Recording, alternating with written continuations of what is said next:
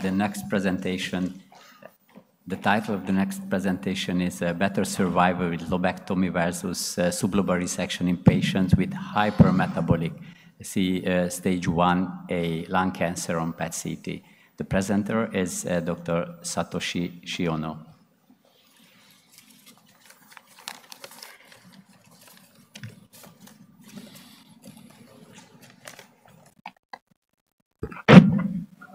Good morning, ladies and gentlemen.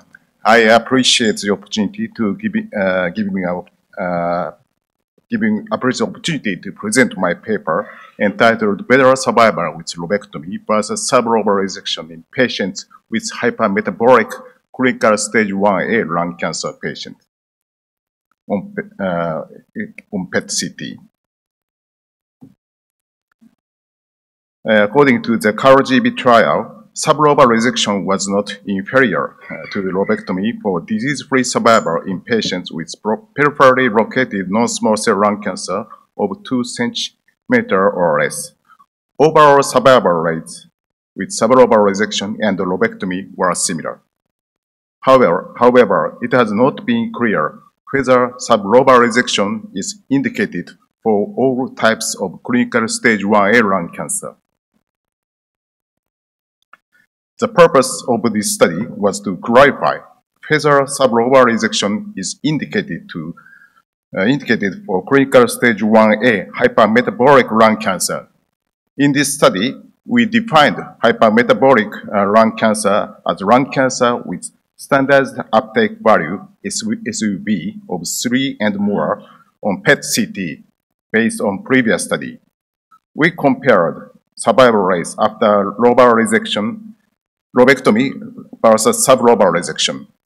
Propensity score matching was performed to balance patient background.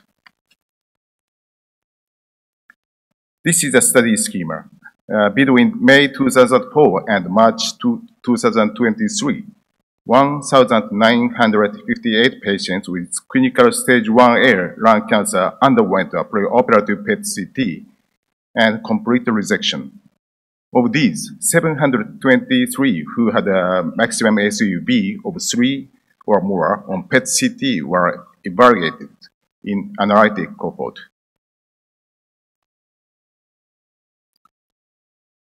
This is demographic information of the patients in unmatched populations. Of the 723 patients evaluated in the study, around 75% and 26% underwent lobectomy and sublobar resection respectively. In sublobar resection group, 101 segmentectomy and 90 wedge resection cases were included. The sublobar resection cases tended to be older male with a higher Charlson comorbidity index, higher smoking index, larger tumor size, and more impaired respiratory function compared with lobectomy cases. The proportion of left-sided tumor was higher in the sublobar resection group. This is the pathological information of the patient in unmatched population. The proportion of lymph node metastases was higher in the lobectomy group. Furthermore, the proportion of pathological invasive lung cancer was higher in the lobectomy group.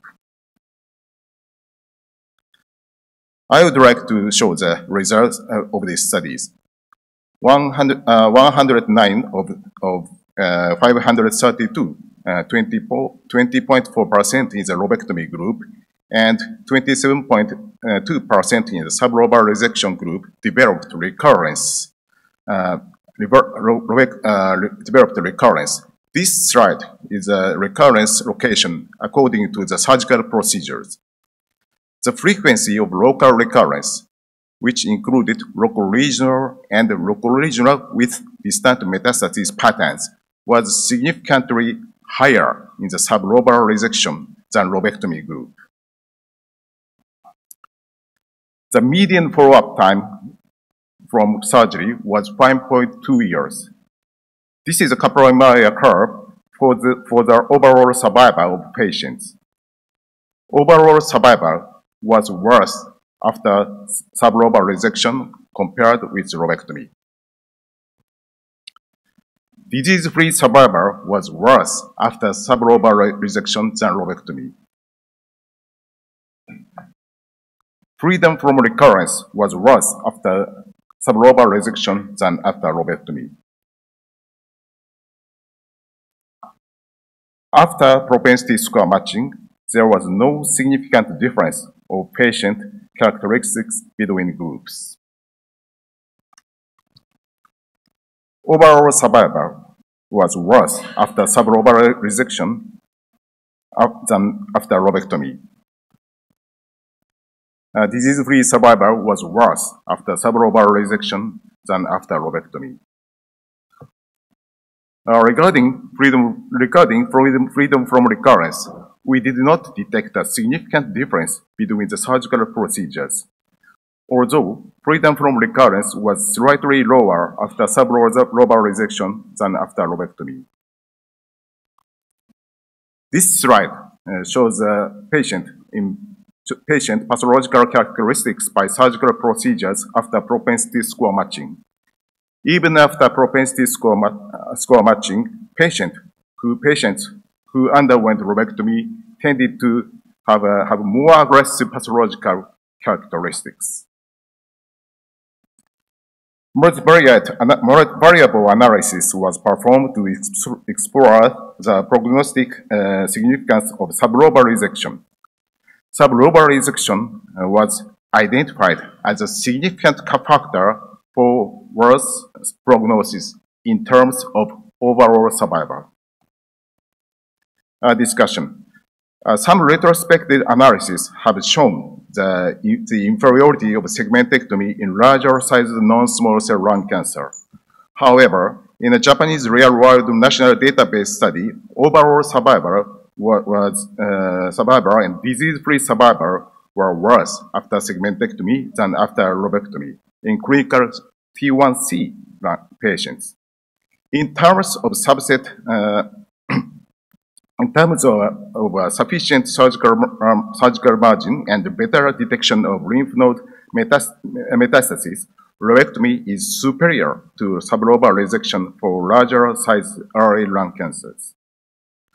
A post-hoc supplemental analysis of JCON that was for small-sized non-small cell lung cancer with pure solid density on CT revealed that age less than 70 years and female tended to have better relapse-free survival with lobectomy than with segmentectomy.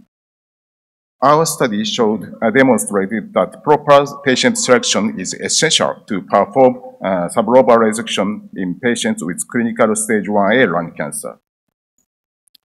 In conclusion, patients with clinical stage 1A hypermetabolic lung cancer with SUV, 3 and more on PET-CT, who underwent sublobar resection had a worse prognosis than those who underwent lobectomy. Lobectomy should be performed for patients with clinical stage 1A hypermetabolic lung cancers. Thank you for your kind attention.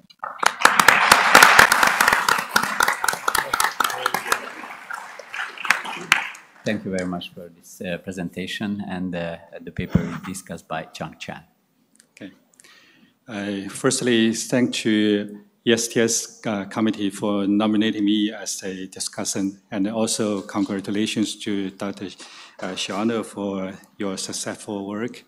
And I believe this your study has a in-depth additional insights into the previous study of a KLGB 503 and the JCOG study 0802, and it probably provides additional fundamental data to what we can look deeper into what we can do further.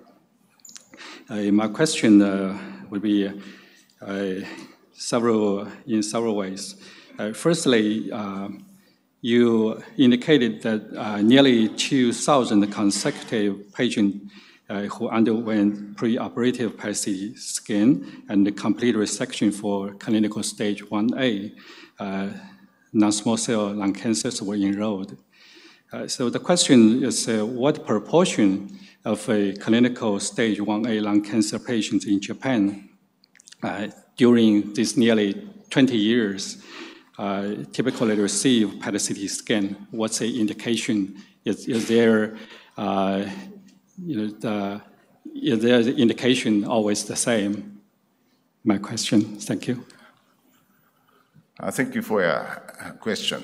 So the proportion of clinical stage 1A lung cancer in Japan is around 70%. And I think that the patient who will have a segmentectomy is that the proportion is now increasing. So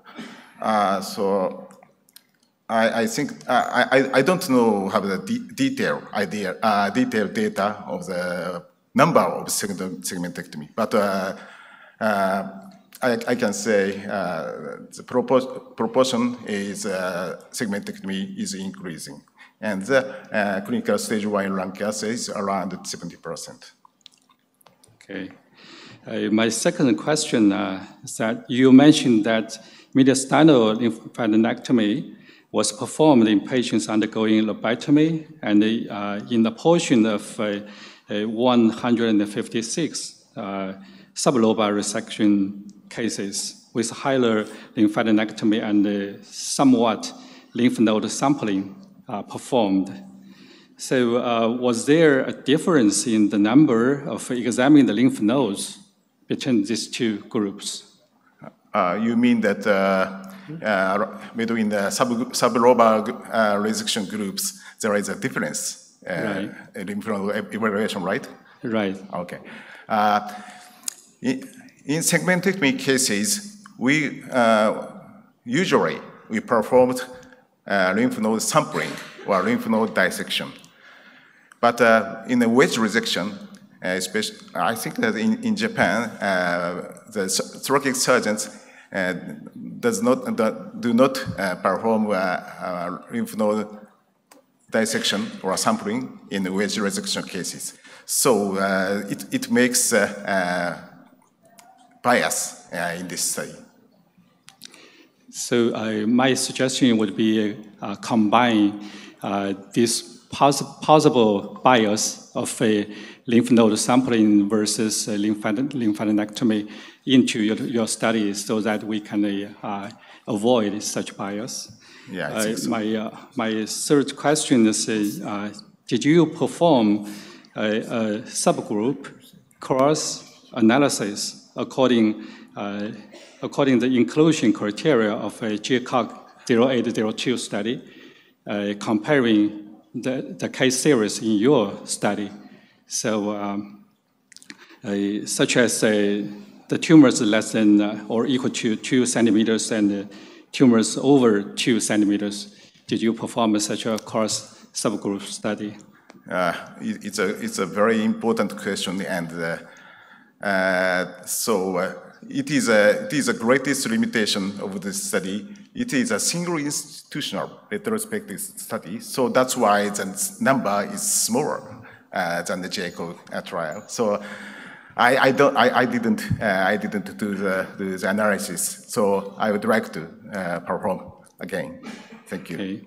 And my first question is, did you perform analysis comparing those cases with PET-CT scan value more than 3 and versus pathological types or histological types? Is there a correlation between these two? Yeah. You mean that the higher SUV tumor includes squamous and non-squamous and so on, right? Right. I mean, did you compare those cases with a hypometallic expression with histological types? Is there a correlation between these two. Yes, yes, right. Yeah, yeah. Pathological findings. For example, invasive lung cancer, or in other words, higher aggressive tumors tend to have a higher SUV. You are right. Okay, thank you very much. Anyway, it's a very wonderful work. Thank you. Thank you so much. I'm sorry for time constraints. We cannot take any questions for the floor. This concludes the Brompton session. Thank you very much. I thank my co-chairs, Professor Lim and Professor Joseph Rock. Thank you for participating. We will be reconvene for the invited lecture by Professor Shefka Shavji in 11:15. Thank you for participating again.